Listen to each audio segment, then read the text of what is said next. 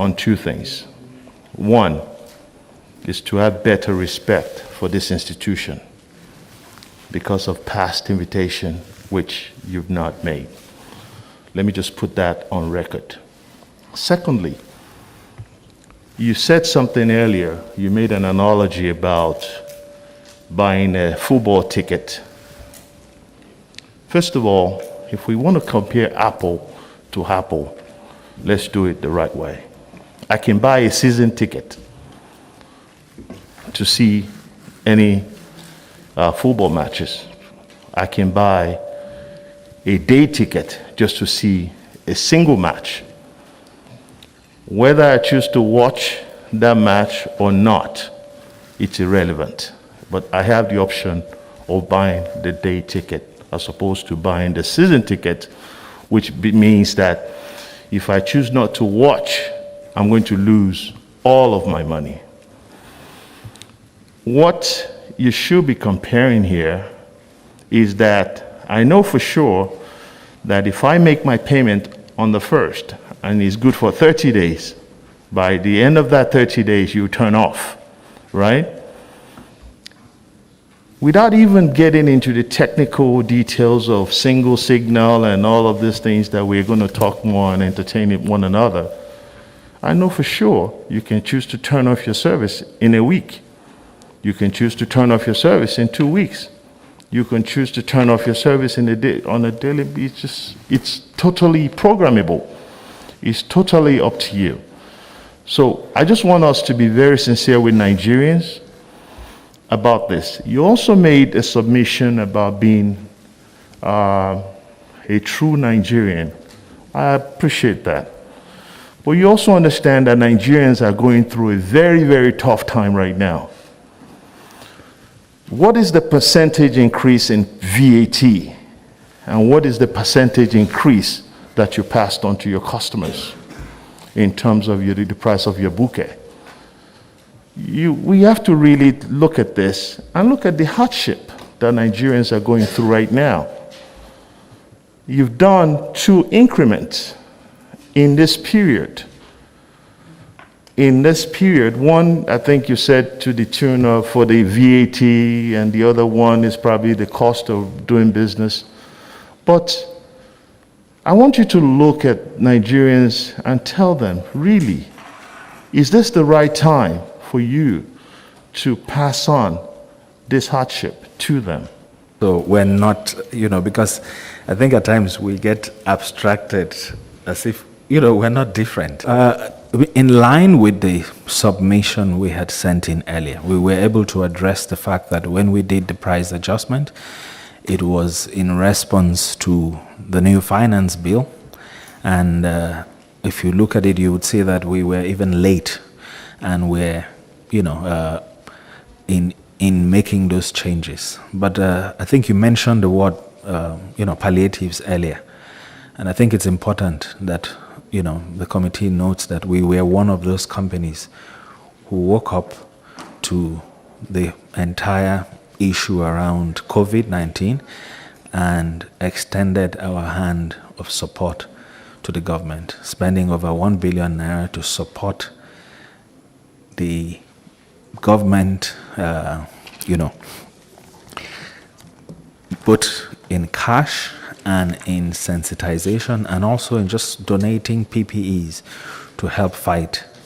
So the adjustment at that time was just as a result of the new finance bill. However, as I mentioned, the committee is also aware of the increase in costs of living, petrol, diesel. These are very basic inputs that go into our service. And we are one of those companies that, the broadcasting industry did not shut down for one day. We had to keep everything running. We listened to the call and made sure that at that time, what we did was to drop our content to the lower amounts and in effect, subsidize and make it easier for people to pay. So we are one of those companies that came up at this time to offer support both to the subscriber at home and also to the government. However, in order to be able to provide this service with our depreciating naira and the rest of the inputs that go into our business, we have to be able to sustain the business. It will be careless of us to allow the business to fold up and render more people, unemployed. So we have been, through considerations, ensuring that we can, as much as possible, manage our prices and keep the consumer at home, entertained and watching with education, everything that can help the country to go through this COVID period.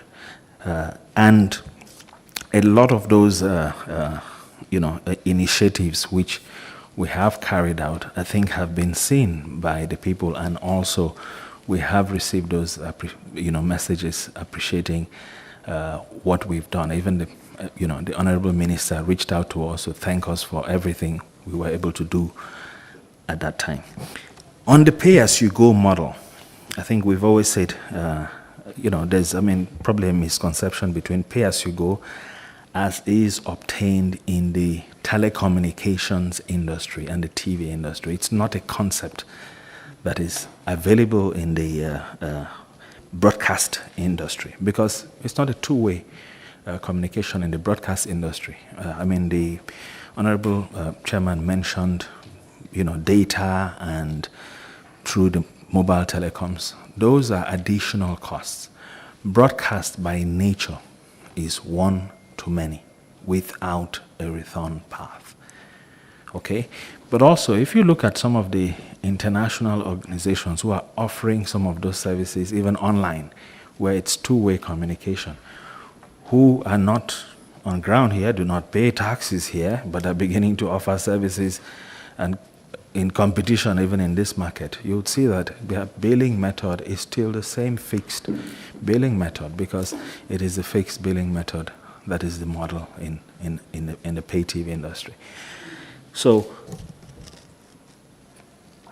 telecommunication companies can offer that pay-as-you-go where you can stop and restart. Unfortunately, that is not the model in the broadcast industry. And you must also accept that we have to buy these services, repackage and sell, and you cannot be selling differently from when you buy. I always use a few examples to say, for instance, when you go to watch a football match and you buy a ticket, if your team is not doing well, like my team, often at times they've considered even 3 goals before halftime. I won't mention the team because some people here may also like the team. You cannot get up and leave the stadium at that time. You can leave, but you will not get a refund when you walk out, even if you've only watched 10 minutes. That is also the model where we have to prepay and buy these things and then create. Internationally, what actually is standards is that people sign a 12-month contract, which you cannot terminate. Whether you decide not to watch for 6 months, the bill runs. However, here we have that 1 month fixed billing method.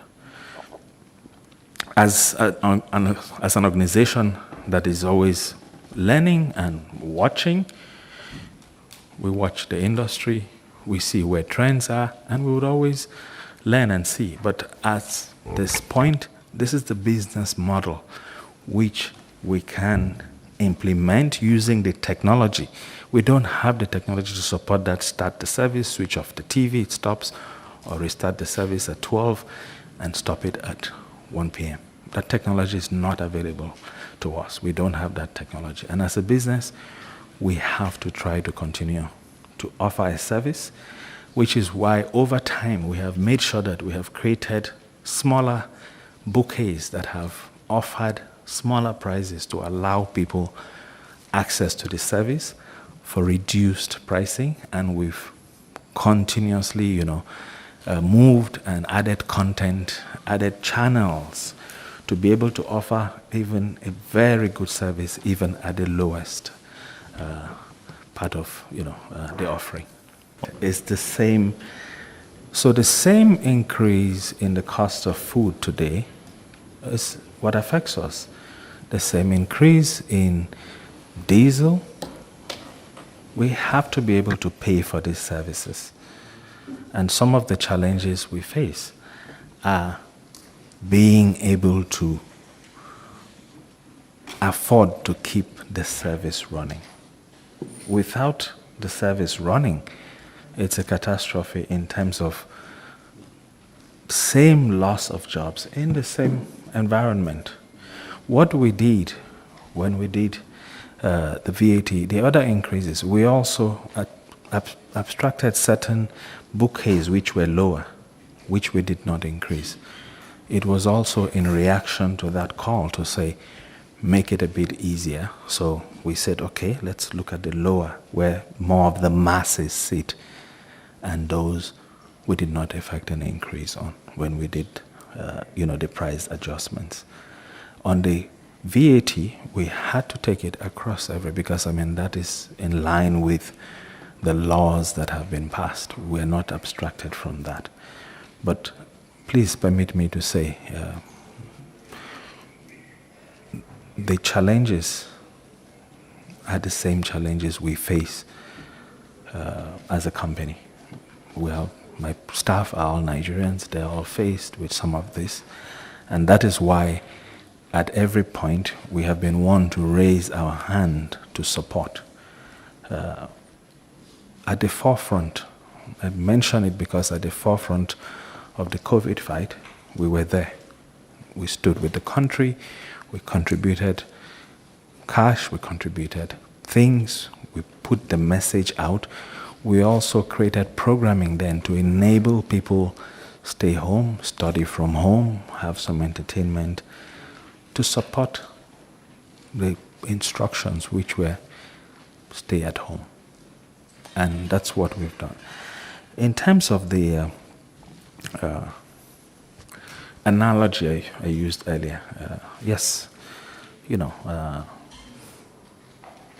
as you said, there can be different periods of billing at this point, but in everything, you have to package properly and not rather increase the cost of the service by packaging.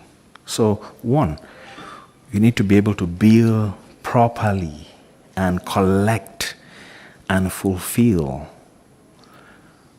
That capacity to bill properly, collect and fulfill for one day at 12 p.m. today and at 12 p.m. tomorrow, we don't have that. One of the things I said earlier was, as a business, we're always looking. Before, when we started, we had one big bouquet. And over time, we cut it up and made smaller bouquets available. The same approach we take with our programming. When we started Africa Magic, it was one channel. And over time, we increase, we look at business, we take learnings, we try. It's a cost to change technology. Billing technology is one of the most expensive part of conditional access billing.